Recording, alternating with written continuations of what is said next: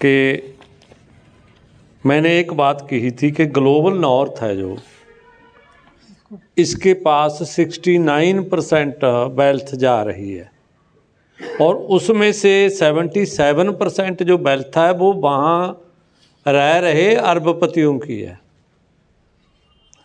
और एक बात मैं ये कही सी कि 68% अरबपति ग्लोबल नॉर्थ में ही रहते हैं। मैं ये नहीं कहा कि वो ग्लोबल नॉर्थ के हैं, मैं ये कहा था कि वो ग्लोबल नॉर्थ में रहते हैं, जिसका मतलब ये है कि जो कैपिटल का फ्लो है ना, ये उसको समझने के लिए है, कोई और नॉर्थ साउथ वाला चक्कर नहीं है कि कैपिटल का फ्लो है वो कहाँ से कहाँ जा रहा है।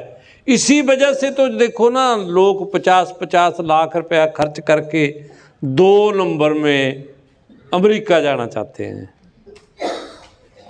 क्यों? मतलब जो पढ़े लिखे युवा हैं वो 50 मतलब ज़मीन भी बेच देते हैं और कोई प्लाट छलाट है वो भी बेच देते हैं, पर उनको ये लगता है कि वहाँ अच्छा सिस्टम है और हमारी लाइफ बन जाएगी। और फादर भी सहमत हो जाता है, बेच दे बेटे, हम तो ऐसे ही रहे, तू अपनी ज़िंदगी बना।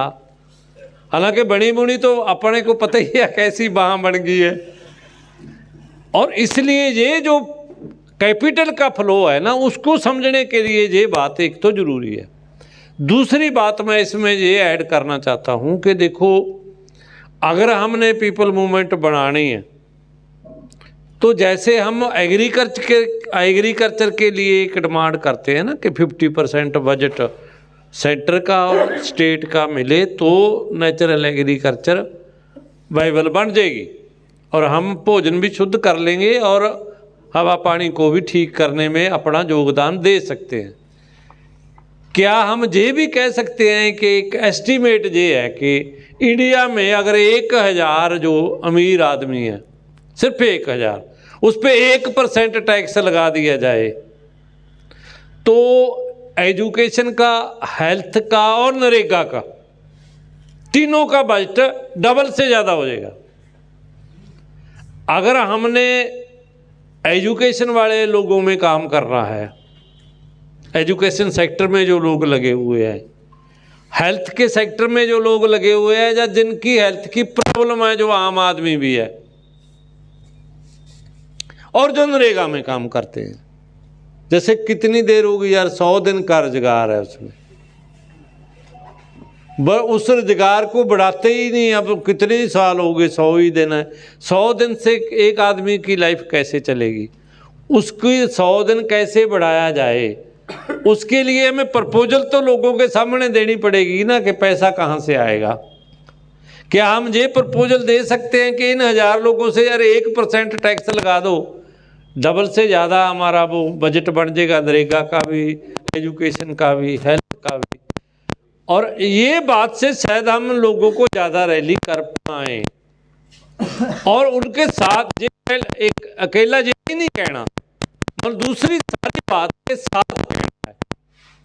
ये बात कहते हुए कि एग्जिस्टेंस तो हमारी शुद्ध हवा से, शुद्ध पानी से, शुद्ध भोजन से, लिविंग टेम्परेचर से और मानवीय भाईचारे से और सनलाइट से, क्योंकि सनलाइट शहरों में बहुत बड़ी प्रॉब्लम बनती जा रही है कि इतनी बड़ी बड़ी वो बिल्डिंगें खड़ी हो गई है, लोगों को धूप ही नहीं मिल रही है।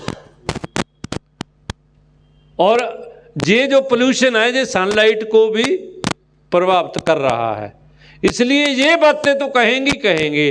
और जो हमारी बेसिक धारणा है सोशल सिक्योरिटी की, सराफ साहब ने प्रोग्राम में जो जिसको डिफाइन किया हुआ, वो कहते हुए हमें कोई ऐसी फौरी तौर पे कोई ऐसी बात मेरा ख्याल करने में हमें गुरेज नहीं करनी चाहिए।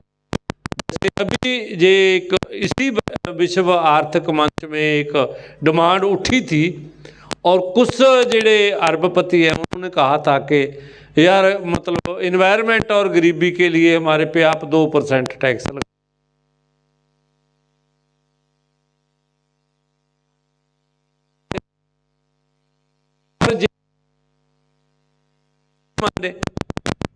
और अब कुछ कह रहे हैं कि हम लगाएंगे, जैसे ये है ना लूला, ब्राज़ील वाला, वो कॉर्पोरेट आदमी है, वो कहता मैं तो लगाऊंगा भी अपने वालों पे, आप किसी से लगाना है लगाओ, नहीं लगाना ना।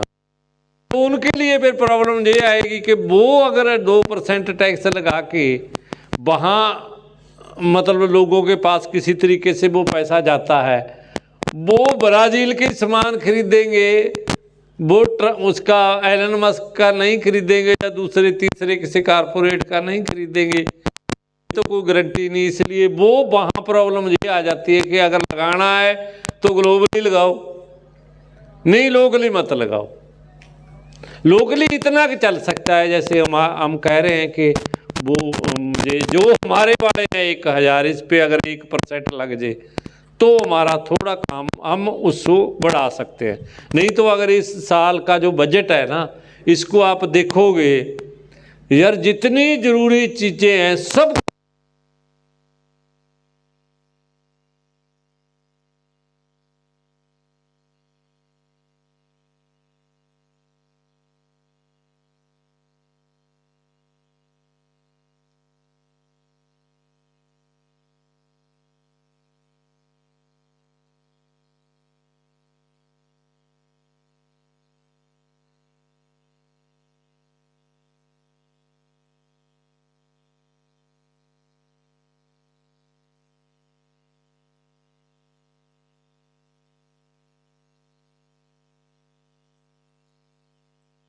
वालों के लिए